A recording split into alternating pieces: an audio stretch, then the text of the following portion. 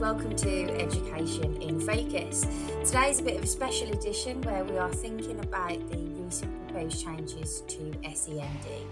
And so Lisa and Jason are going to try and help us understand those changes a little bit more. So hello both. Hi, how you doing, Leigh? Okay. Yes, thank Hi, you. How are Leigh. you? Hello. So this is a bit of a big topic and actually probably a little bit confusing because it's new.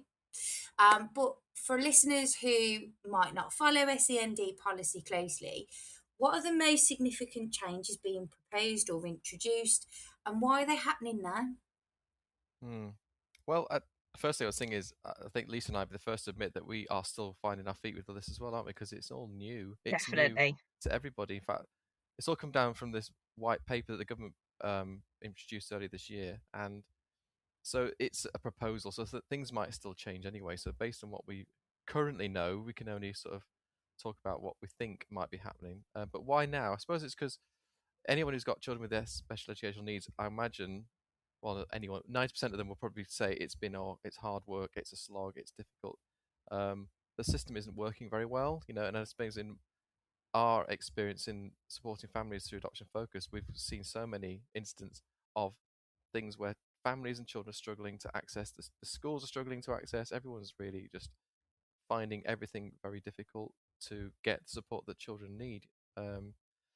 So it's quite clear that the system isn't working as it is. Obviously, there'll be lots of success stories out there, but I guess we don't tend to hear about them as much because they just pootle along quietly in the background, don't they? But I guess Lisa, you'll know that as well, that the system's struggling for lots of reasons. So the last time Yeah. it was significantly changed, let's say, was in 2014, 2015, when the current SEND Code of Practice came in.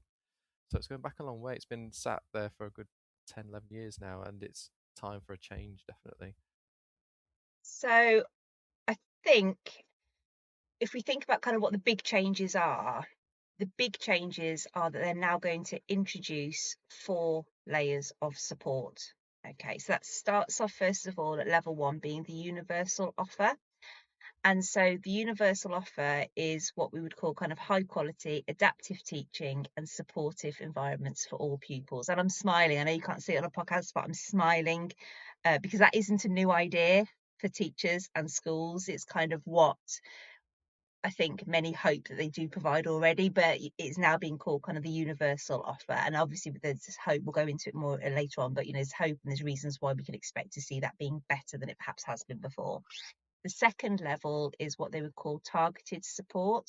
So that's very structured school-based support. So if we think about things such as small group interventions, that kind of thing, that would be kind of what comes in the targeted level.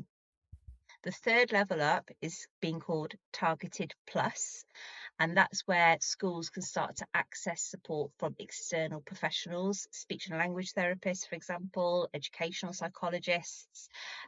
It's kind of being called the Experts at Hand scheme. So people or students that don't have an EHCP can access those things that have in the past been quite hard for schools to access.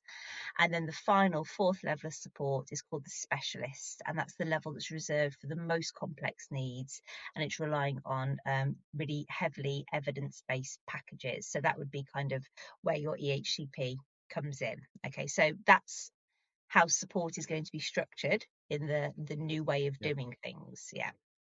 Have I explained that clearly, Jason? Yeah, that makes perfect sense to me. Yeah, absolutely. I suppose the point of the university is for everybody, as you say, and many children with additional needs will be okay.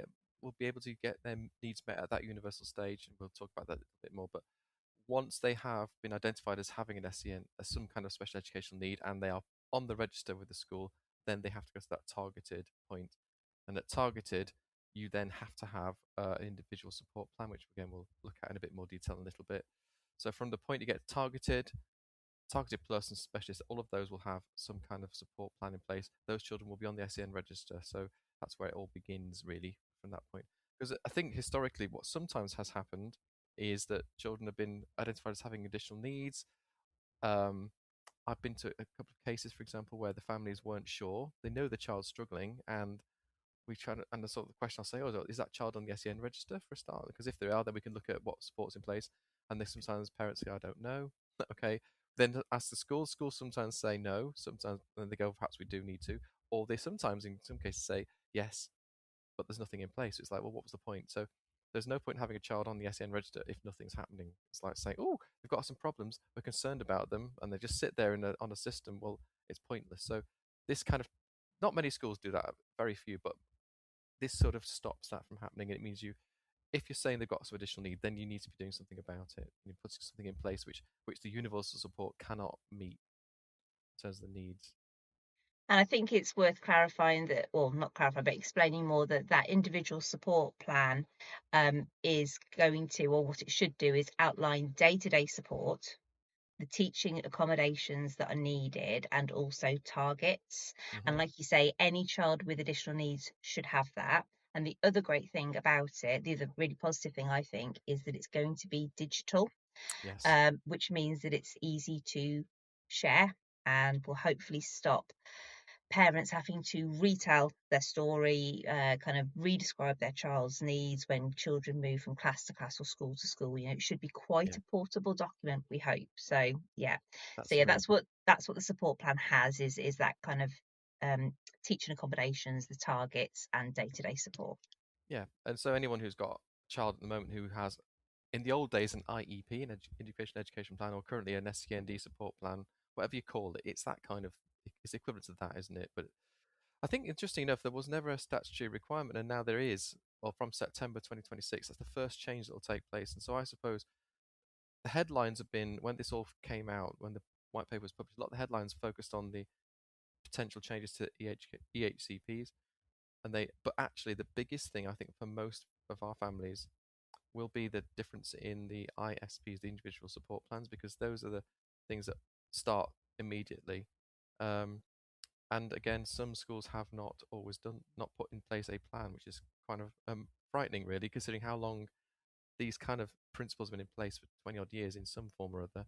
In fact, made me laugh a little bit because when you see things like targeted and targeted plus, I don't remember, you remember, Lisa, about the old days when we used to have school action and school action plus. Oh, I do, yes, See, just about. so it's kind of interesting that it's kind of harked back to a system that was Yeah. previous to the one we've got now. So I wonder if that elements of that old one were maybe more effective in some form or other. But anyway, I think um, what I'm hoping with the individual support plans are that it will stop situations, and I know you were talking about this before, Jason, it will stop these situations where a school might say, well, they do have some needs, but it's not great enough to be on the SEN register, so we'll do something like a pupil passport. mm, But the kind of variability of those passports, or the kinds of things they put in, it was just very wishy-washy. There's no yeah, formal review process or anything like that.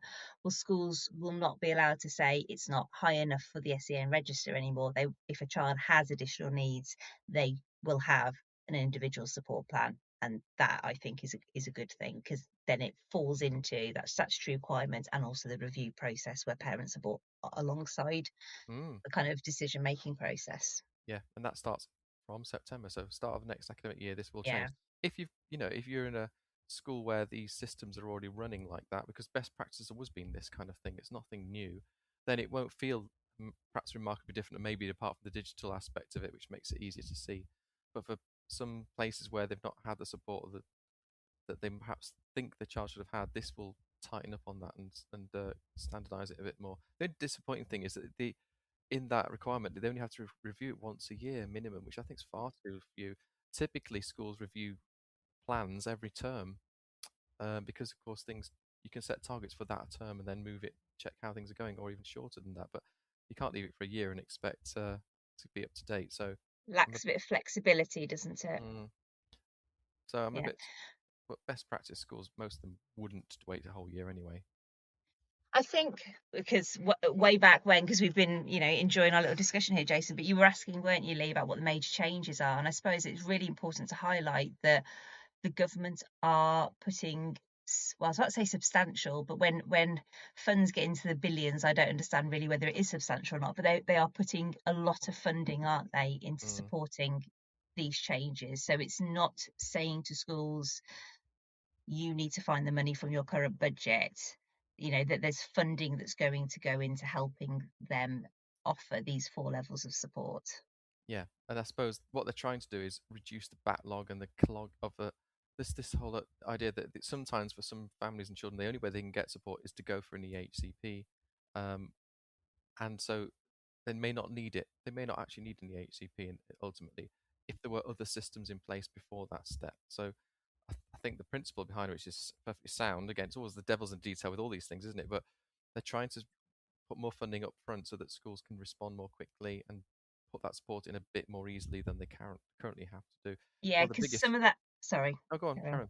I was going to say some of that funding is going into training speech and language therapists and Yes. educational psychologists, which are really hard to get hold of and get into schools at the moment. We do not have enough of them. So not all of the money is going directly to schools. Some of it is going to fund those specialists that are going to come in at the third level of support. So Yeah, and again, that starts in September this year. So the experts in hand is the phrase that like you think you mentioned earlier, is what they're calling it. So those additional support, external support, will be building up over time. But the idea is that schools then will have access to their own educational psychologists or speech and language therapists that they can just, not that they work on site, but they'll have a pool from which they can just go to immediately without having to go to referrals and waiting lists and all this kind of stuff, which is really what immediately clogs things up now, because before you can even get assessments, you've got to go into a waiting list, and and on we go. This just cuts that out ideally. And alongside that, the other thing that is teachers are going to give additional training on those kind of adaptive strategies that you talked about, because depending on how long you've been in teaching, this has been on the cards for quite a long time now. This notion of adapting your teaching to make it more nimble and agile, which sounds great when you're sitting here not teaching, but it's evidence based, and all the teacher training that I'm involved in and other work that I do is absolutely all about adaptive teaching. Excuse me, it's on everything, and Ofsted are highly focused on inclusion, support for SEND. It's everywhere. So this whole agenda about special educational needs and support is littered throughout the education system at the moment, and becoming a massive focus. As schools are more than well aware of the pressure they're being put under to cater for these children. I've just thought of an absolute shameless plug that our producer might decide to cut out of the show. But, if any of our listeners are thinking that their school does need some trauma-informed training, and they know that, that this funding is available, you can always suggest to the school that we at Adoption Focus can provide that. So, please do plug us. Absolutely. That was really helpful in terms of understanding the changes that are being proposed and what might happen, and kind of we talked about September really as a starting point. So how does this change the experience of children who currently receive SEND? What's going to happen for them? Do we start again? Do we go to the beginning of that 4-stage process that you talked about? What will happen? No. I don't think you'll see massive changes for most children. If they're already being supported and they're having, let's say, some kind of SEND support plan or something like that, then those things will still stay, because they're essentially an individual support plan, whatever you want to call it, is the same kind of idea in principle. So they'll just transfer across into something more digital. So that won't seem radically different for parents and children who already get that kind of support. Um, so and even for EHCPs, that's not stopping. They're not dropping them suddenly. They're not suddenly making people, start again. So it's kind of a gentle change, I think, over time, which is sensible. Much as we might be impatient for change, you can't just pull a lever and expect it all just to work, because we know it's too complex for that. And there are lots of plans set up, support systems in place. You don't sort of just rip them all apart just for the sake of it. So most things will not look very different from September. It'll start feeling a bit different later, I think. So if children currently have an EHCP, they'll just keep that, and the revisions in that will continue as they are. So there'll be no changes. No, someone's going to be suddenly asked to review them. But eventually, I think it's from 2029. So we're talking like 3 years into this. Where the new EHCPs that come on, then they will be expected to be reviewed at the end of their phase. So when they move from, say, primary to secondary, they'll be expected to just review the needs to say, does this child, young person, still need an EHCP? They have to ask that question at that point. before they can then carry on. Which is probably one of the things that has caused some anxiety, I think, in the headlines, because there's that potential, well, what if they say no, take it all off us?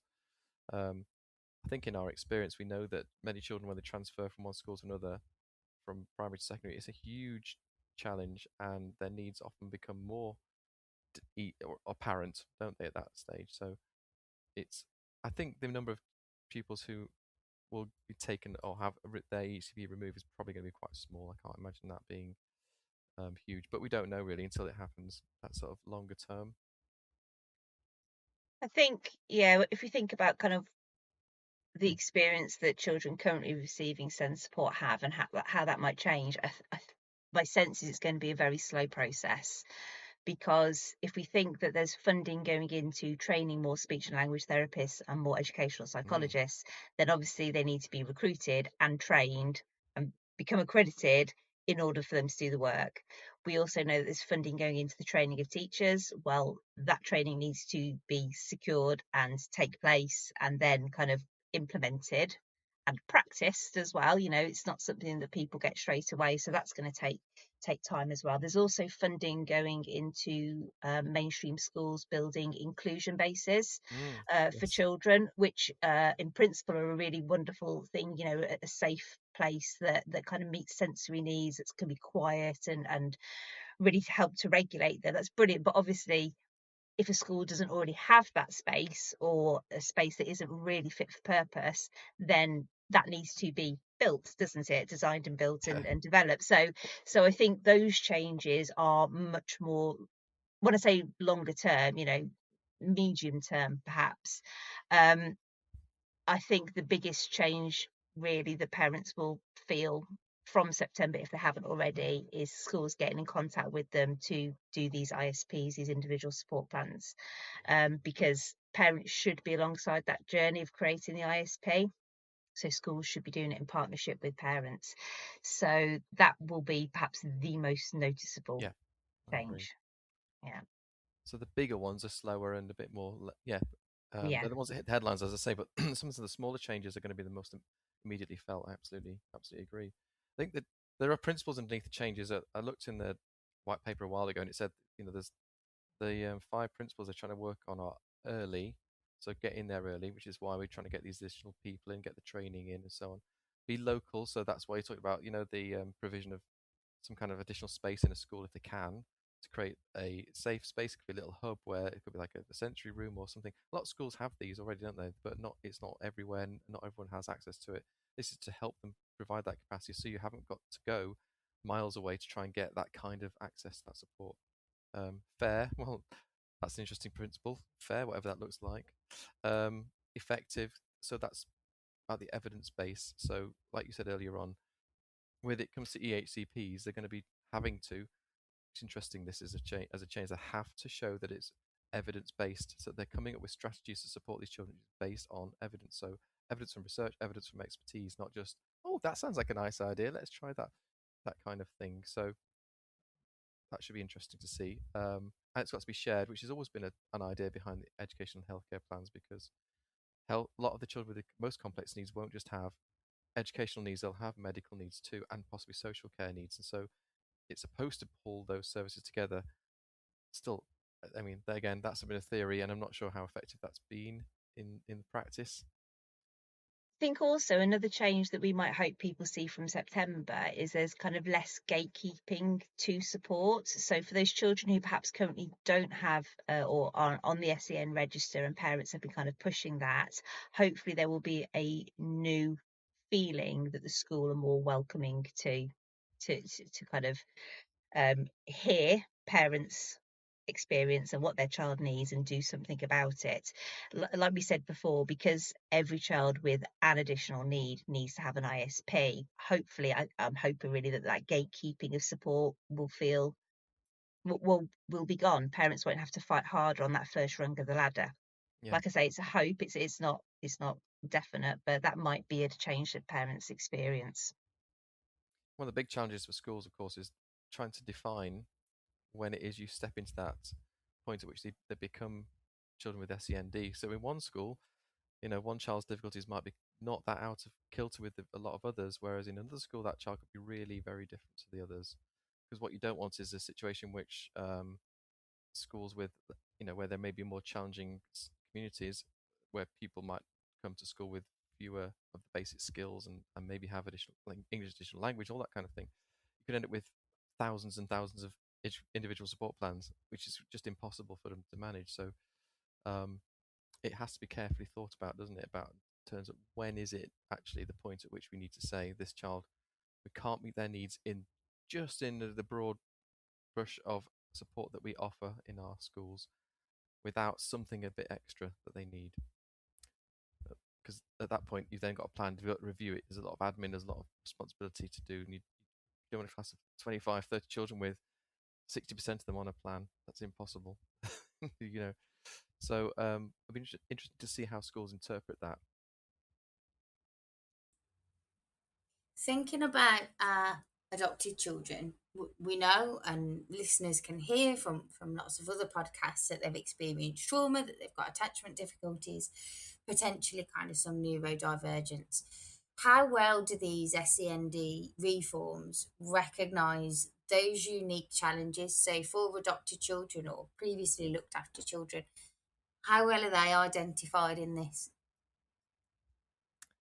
I couldn't see it, if I'm honest. I mean, it may be there somewhere, but I've not seen anything that specifically points out to those issues, which I think is a shame.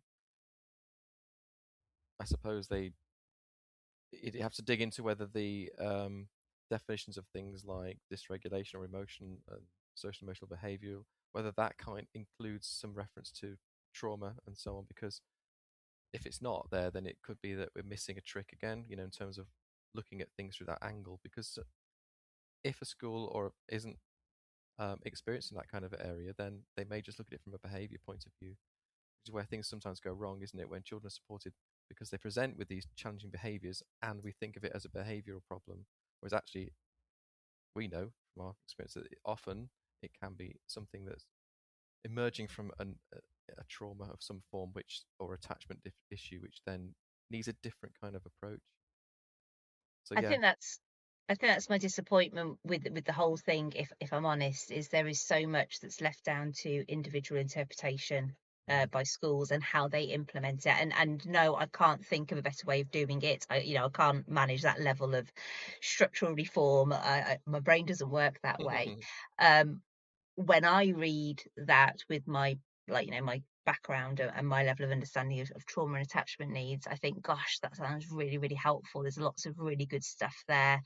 All this additional training, all this additional funding, the inclusion hubs, getting help early, making it fair, making things portable. So, all of this sounds absolutely excellent. But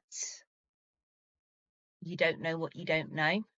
And if a school already isn't quite trauma informed, then the money on training might not be spent on training that is going to support the needs of adopted children. Or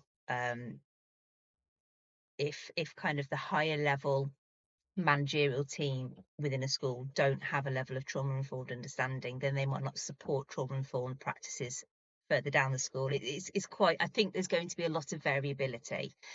And that, I suppose, is my disappointment with the whole thing. There's definitely some really, really helpful things that are going to help children or could help adopted children. So the focus on calm environments, the emphasis on early support, reducing families' burdens of having to ask for help and retell their story.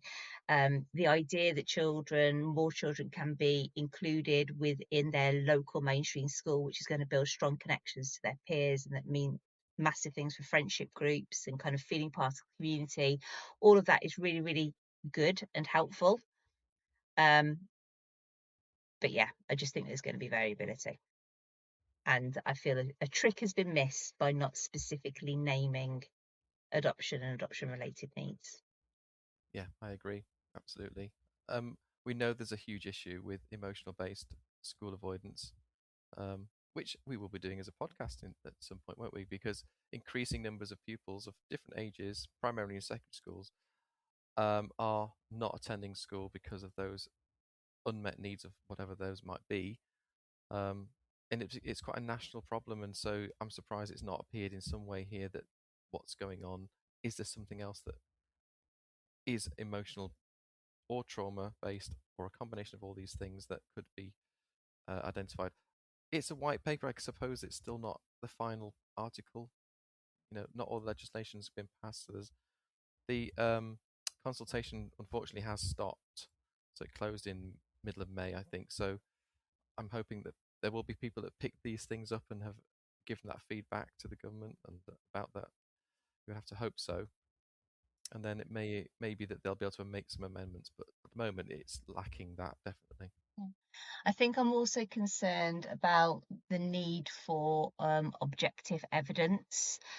Obviously, I love evidence-based approaches, of course I do, but the onus is really placed on parents to get that objective evidence in order to secure the higher levels of support. And we all know that developmental trauma and attachment issues are often invisible on traditional standardized tests. So I think that there is a real worry for me that parents are going to find it hard to get the evidence that they need about developmental trauma attachment issues in order to support an EHCP application. I'm not saying it's been easy in the past. I'm definitely not saying that. No, it certainly hasn't. But I worry that it might get harder. Yeah, I guess if there are more educational psychologists available, then they would, Yeah. I hope, listen to that as an idea. So the Yeah. parents then will get asked for their views about their child as well as the school. And by pushing that as an idea, that I do think it's related to that. And the fact that they are adopted is going to be very, very strong indication that this is very likely to be the case. If they're care experienced children, most of them are going to have had some trauma. That's just the way it is, isn't it? So perhaps that level of expertise will just support them. But again, it's a hope, isn't it? And I don't know. There's no definite reference to it that I can see. I think So also, and you alluded to this before, Jason, it's where does the line get drawn between the universal offer and then the targeted offer? And schools going to be making that. And you're right, you cannot have 60-70% of your cohort with an ISP that needs reviewing every year. It's not feasible. It's to manage. But I suppose like the flip side of that is kind of potential over-reliance on the universal offer. So many of our children perhaps are masking at school and don't really present with need or high need, and that's always been very difficult to get recognised, hasn't it? yeah. And I'm just wondering whether it's a strange phrase, the over-reliance on universal support, because hopefully the universal support is going to be good enough to help many, many children. But it's where that line's going to fall. But that's always been a challenge. When does a child go on the SEN register? When do they not? So it's just a shame that things like this weren't explicitly named in the white paper. Yes, I suppose from a parent's point of view, if you're asking questions of a school, you could say, "Oh, I know that in September you've got to do these ISPs. I wonder what are your thoughts? What are the plans? In a gentle way, what kind of training do you think you'll have?" The school probably doesn't know yet. Maybe they haven't told, but they should be given some access to some additional training from this September onwards. So, at some point, it'd be good to know, because I think from an adoptive parent's point of view, you might want to be saying, just finding out, is there any sense of trauma informed practice or something like that as part of this training, so that you can be fairly confident that this is a part of the whole package. Because clearly SEND is a hugely complex area. There are so many multiple kinds of needs that children have, and so it's almost impossible for a teacher just to manage all of them. Of course it is, but there are simple things that can be done as well, aren't there? Within what you might call universal offer. And I always argue that a trauma-informed approach is helpful for every child, because Yes. it's not adopted people who hold kind of like all the trauma in the world. Many children have experienced trauma, so actually a trauma-informed approach is helpful for all children. It's just, as we said before, if a school knows that and are on board with it, that's great, they'll follow that through. If they don't know that and are not on board with it, then might be only our adopted parents who are banging that drum. Yeah, unfortunately. Yeah, absolutely, you're right though, because things like strategies that support children with autism and neurodiversity absolutely support children with trauma. There's a lot of overlap between, and often dyslexic friendly strategies are really helpful as well. So there are many strategies which hit many, well, hit many nails in the head. Let's say they certainly can work without a teacher having to run around doing 50 different strategies and approaches to make the lesson work. So yeah, one thing is helpful to many. One idea is not helpful to many. I wonder if there is an opportunity for people like Adoption Focus and other providers to start pushing the idea of training to schools. Say, if you will need to do some training, this is an aspect of training that we think is worth considering. Tied in with those others, and showing how it's links to other forms of training that they will have, like training for that adapted to children with autism and other learning difficulties that could well help knit together those ideas so that it doesn't feel like another thing to do, in quotes, oh God, here's another thing we've got to do, which is, we don't need teachers to feel like that. I'm in full support of that idea, and I'll be leading that bandwagon from Adoption Focus. Lucy, you mentioned a while ago, but you talked about inclusion, and I think that the reform does place a strong emphasis on inclusion. So, what opportunities and challenges does that create for adopted children and children with complex developmental needs? It's no secret that in adoption support we see quite a lot of challenges for children in mainstream schools. So, I'd be interested to know how this is going to help with that.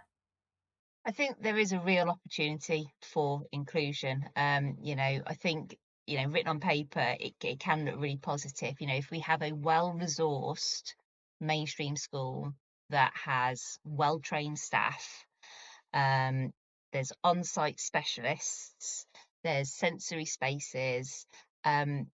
This is an excellent place for many, many children, and many, many children are going to thrive there, including our children.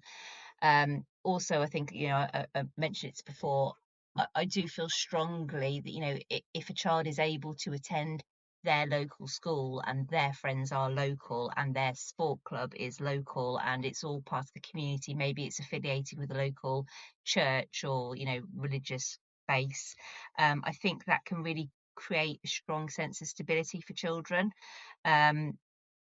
So definitely there's opportunities for our children to experience that.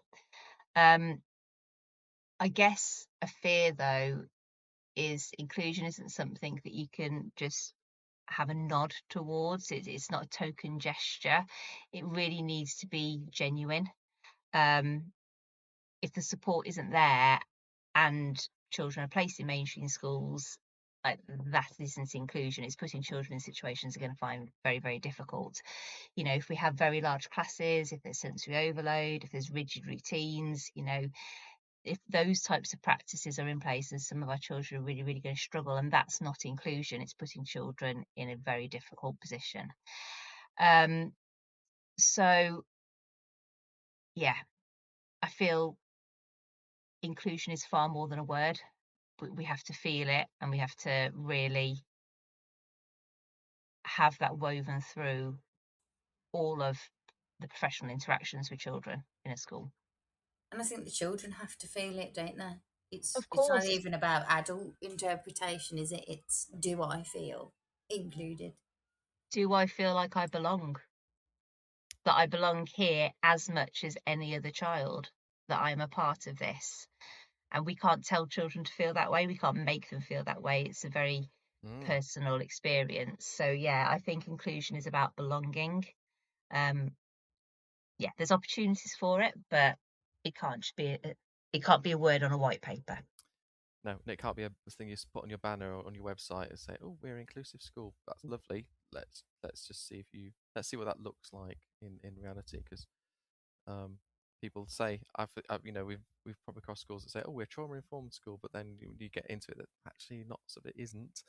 And that's not blaming them. It's just sort of recognizing it's complex, and it takes a cultural shift in places sometimes to embrace these ideas. You can get individual members of staff who absolutely get those concepts, but unless the whole organization does, it really doesn't work very well.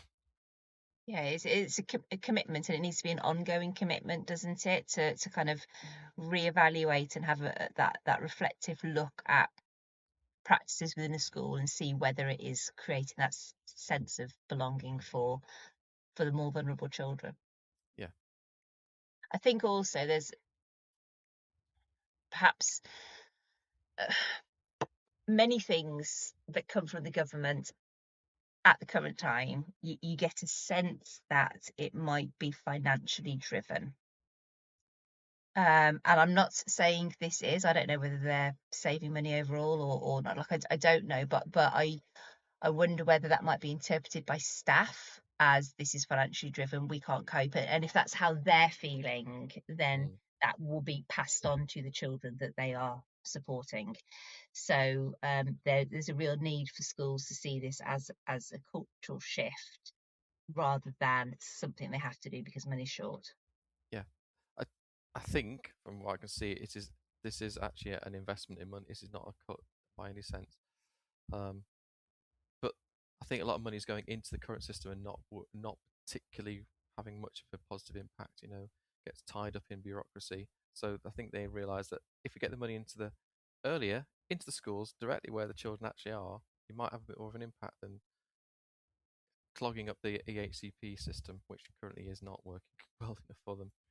I guess I hope that leaders of schools can communicate that to their staff and say, this is what we're doing as a response to, so that the staff who are on the ground and with the children know that they are and their premises is being invested in to support it. Because if they feel that and they can see it, then that would help that shift towards, no, this is value driven and not financially driven.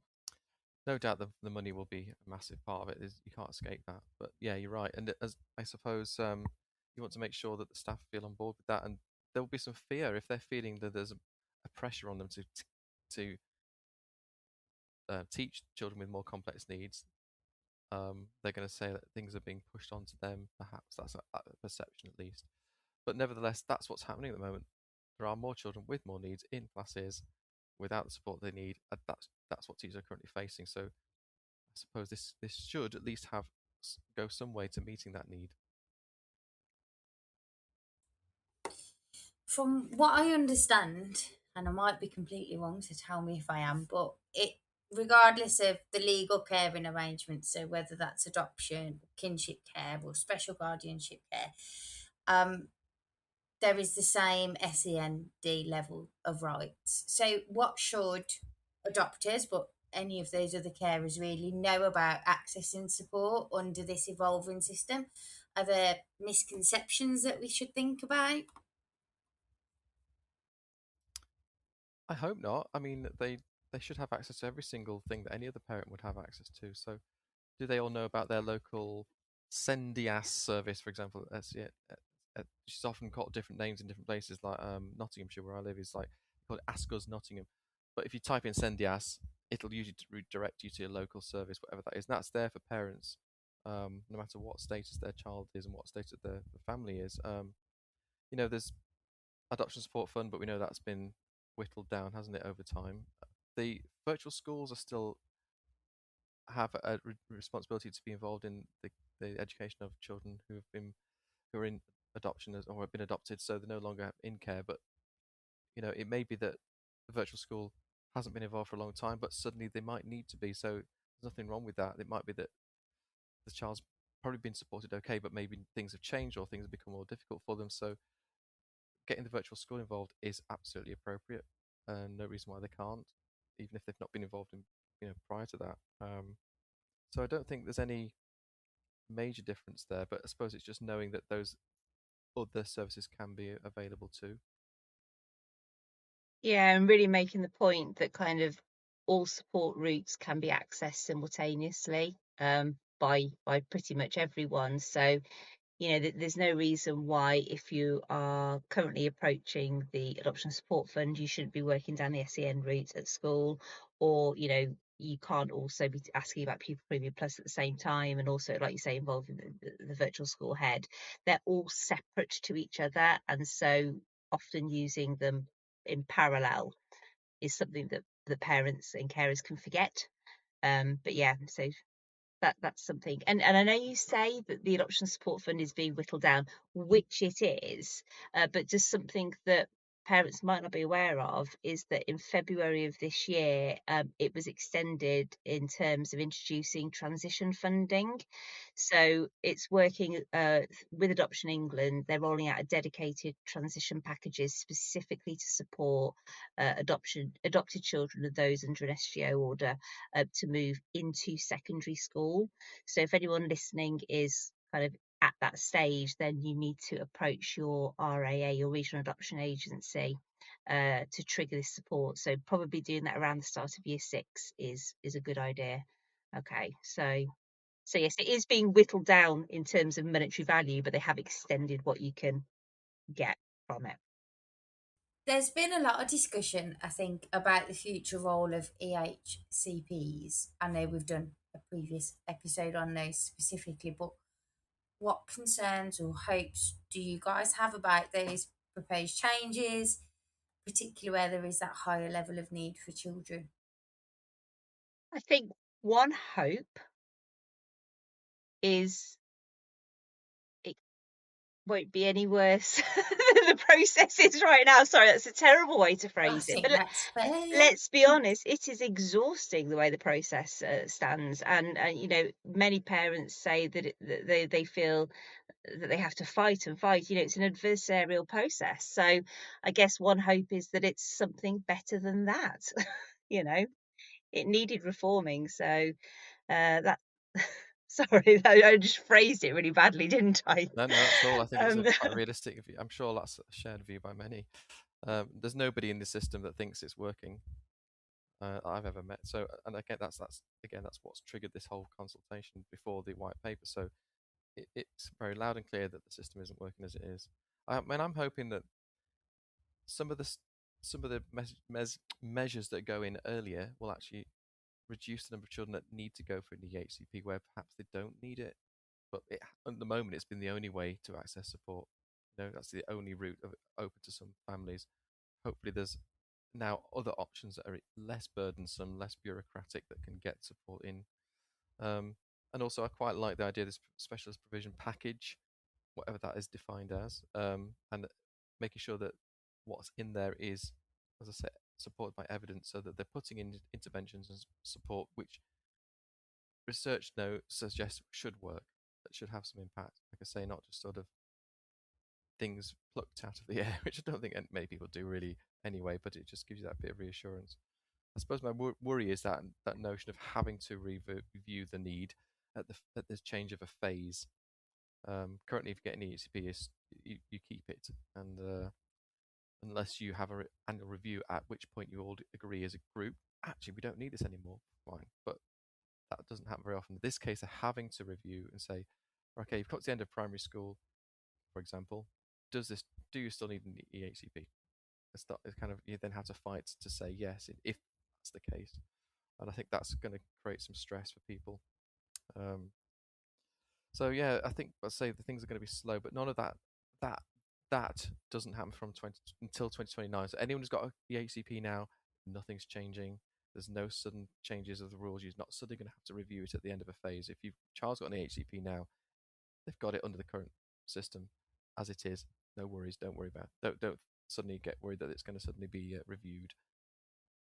I think one of the things I'm really excited about, I have to hold myself back though, because I know it's going to take time. But you know, ever since I've been supporting people in education, trying to get the educational psychologists in has been really hard work, and there's often very lengthy delays. It causes a massive bottleneck with EHCPs.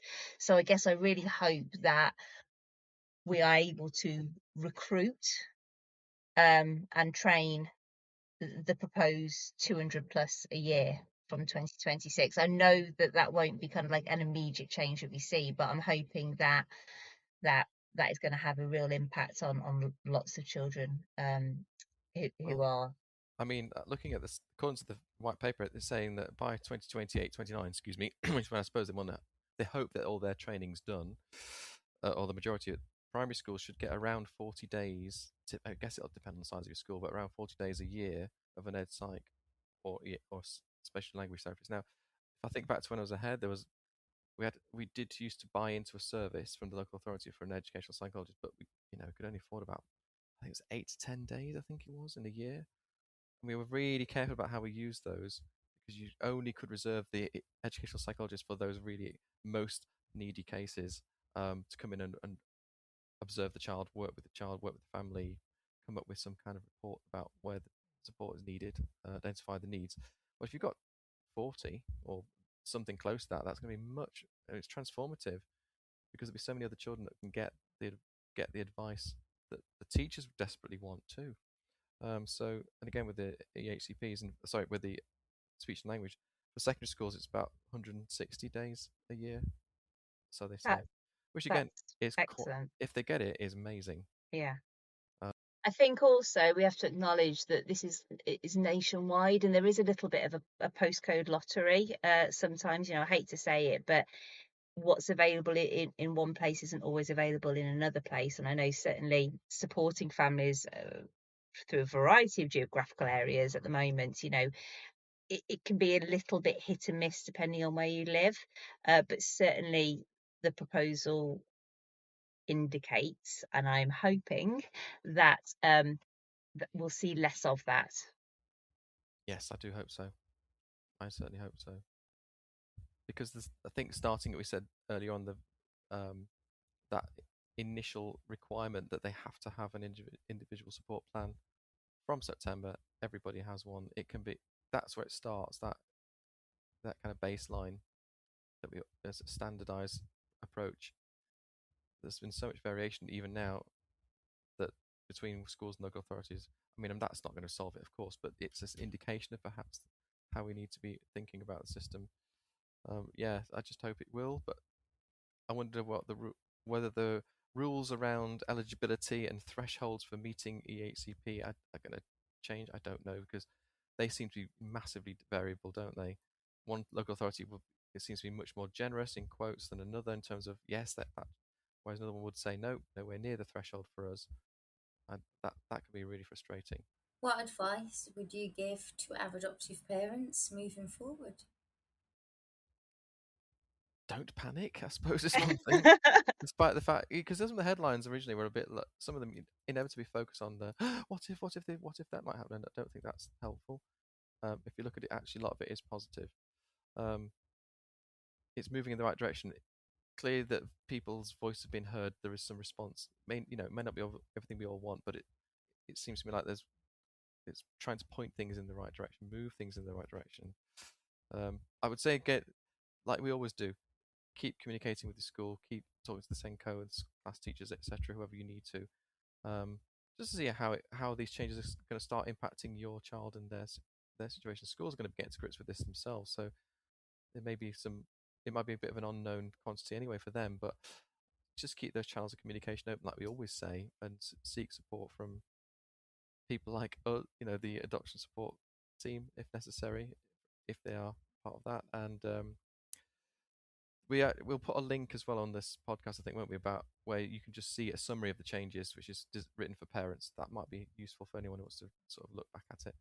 I was going to say, because that would be one of my key bits of advice, is to try and be as informed as you can. I don't mind admitting that I find this very overwhelming, and I have a background in education. There's lots of change, and a white paper from the government is always pages and pages and pages and pages long. It's not the most riveting of reads. So obviously listening to podcasts like this is really helpful. The summary that Jason's just mentioned as well.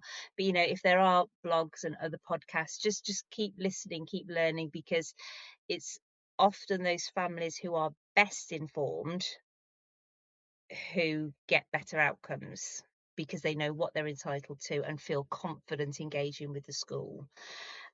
I also think, when you say about building relationships, it's worth stating that, the Senko is a really key relationship to build in school, isn't it? Obviously class teachers, very, very important, but the Senko is the one who's going to have the best grasp of of SEN support in school, and also kind of the changes that are coming into place. So yeah, building a relationship and maintaining that relationship, is really important moving forward. So thank you both. I think when something comes out like a SEND white paper, the biggest question people have is, what does this mean for my child? What's happening? And in the wise words of Jason, don't panic. We really hope that today's chat has helped to untangle really some of those issues and made it feel a little bit clearer as to what's coming in the future for you. But like Lisa and Jason have both said, we are always here to support with training to schools where possible, and we'll help you advocate for your child or children. So thank you both so much for helping navigate that maze. And thank you everyone for listening. If you want to ask any questions, share your experiences, or even come and join us on the podcast, you'd be more than welcome. So just make sure to contact us, and we will speak to you soon. Bye.